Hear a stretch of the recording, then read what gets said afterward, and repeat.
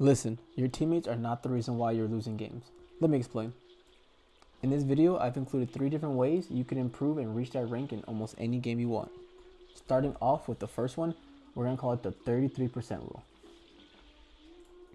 Okay, breaking down the 33% rule. 33% of the games you play are going to be wins.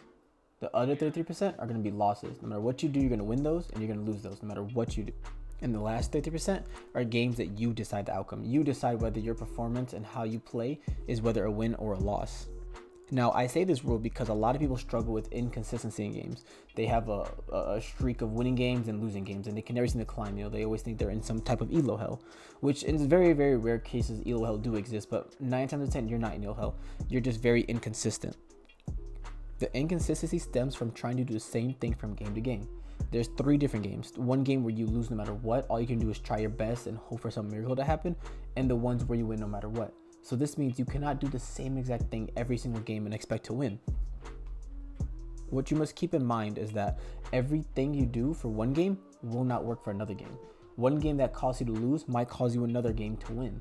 You have to learn to adapt and readjust your playing style every single match. This means that you need to have a short-term memory loss. Just because one play worked insanely well for this game and set of players doesn't mean it'll work for the next. Every match, every game you play is a new set of players, new different perspective, new environment, new everything. Means you have to learn to adapt and play a different playing style. This might look like if you're playing a game of Overwatch. Maybe you don't pick the same angle you did last match, or maybe you don't play the same exact character you played last match because they have a different team comp, they might react differently, and every single circumstance is just different all around. Another example might be if you're playing Valorant. Just because running down a main every single round or trying to split attack on the attack side work doesn't mean it'll work for the next team. You have to learn to play differently versus who you're going against. There's a quote that Shroud said, "A play you do is only as good depending on how the enemy team reacts." So just because a play worked very well against one set of players doesn't mean it'll be a good play against another set.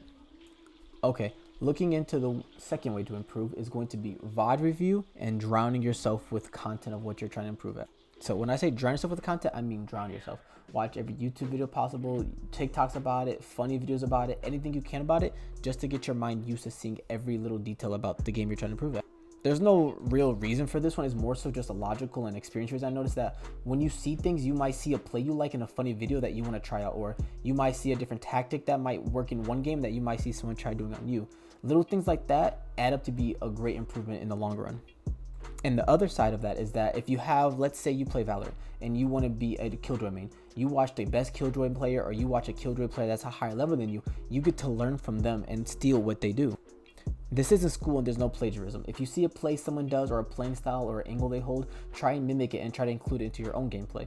The reason why they're at high ranks is because of how they play and little details that they do. This means that if you copy the details and work on improving into your game and learning why they do it, why is the important part? Not what they're doing or how they're doing it, but why they're doing it. To understand the process and the game sense of it will also allow you to improve at whatever you're trying to. Now going back to the first part, VOD reviewing. VOD is video on demand. Far too often, when I coach people on Valorant, the first question I always ask them is, what do they think they need to work on? More than likely, aiming or mechanical skill is not the reason why you are not climbing. But it's easy to look back in hindsight from a game that you just played and say, oh, if I hit this shot, or if I hit more shots, or if I landed more of my skills abilities, or if I hit more of them, I would have won. It would have been different if I did this. You only say that because it's the first thing that comes to mind, And mechanical and aiming is a limitless skill that can always be improved upon. So what VOD reviewing does is it allows you to look back at your game from an outside perspective and see what you could have done better. This allows you to see, oh, I could have played a different position, or my game decision was bad. Everything like this is stuff that you cannot see when you are playing it in mid-game. So the proper way to VOD review is to look back at a game that you recently played and look for 2 biggest things: your positioning and your decision making. These 2 skills are 2 of the biggest things that apply across all games that people really need to work on. Most of the time you play a game, the rank system is a lot closer than one might think. The only time the rank system really differs is at a higher elo. So any middle rank and ranks below are all really, really close to each other. It just takes a little bit of tweaking between game sense. Maybe you might not know the map as well. Maybe your decision wasn't as good as it could have been. And that's one of the biggest reasons that holds people back from climbing. Lastly, and the most important way to improve is to hold yourself responsible for everything that goes wrong. Now, I know it might sound crazy to do, everything isn't your fault. Everything doesn't go wrong because of you. And there's going to be those teammates where you just can't carry them. Let me explain a little bit more. When you tell yourself that, oh, my teammates were the reason why we lost, my team, somebody else, you're turning your brain off basically. You're basically telling your brain that there was nothing better I could have done, and your brain will not look for better ways of how you could have played the situation. Let's go over a scenario where it actually was your team's fault. A teammate could not do nothing good and he held the team back. But you told yourself that it was on you. You did something wrong and you could have done better. Now your brain's going to go back and think about every chance you had to do better, every position you could have taken that would have been smarter, every decision that could have been made a bit sharper. And now you're constantly telling yourself to improve. There's a time I was playing Valorant and one of our teammates was getting mad at somebody, and another teammate was able to calm him down by saying that it's everybody's fault at the end of the day. Everybody has the ability to get an ace, kill the whole team, and win the round for us. Learning to adapt to this mindset will allow your brain to work overtime. It'll allow your brain to look for every little detail you could have done better. Look for little details and other things you've seen clips from to allow yourself to be better.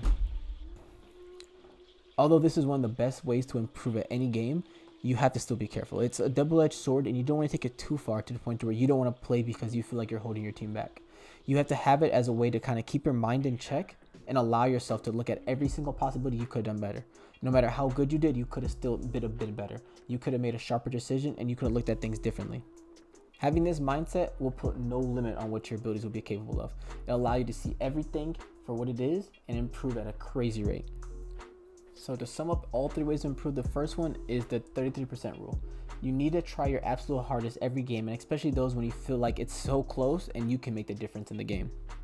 The second one is being to vibe through your own game and look for how you can make a difference positionally, decision making, and what flaws you have that you don't see while you're playing the game, and just to watch as much content you possibly can about the game and try to grasp every little detail about it.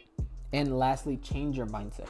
Have the mindset that you could have done something better, and you can always be better. You can be sharper, you can be faster, and you can be smarter. Hopefully these tips make a difference in your game, and happy climbing.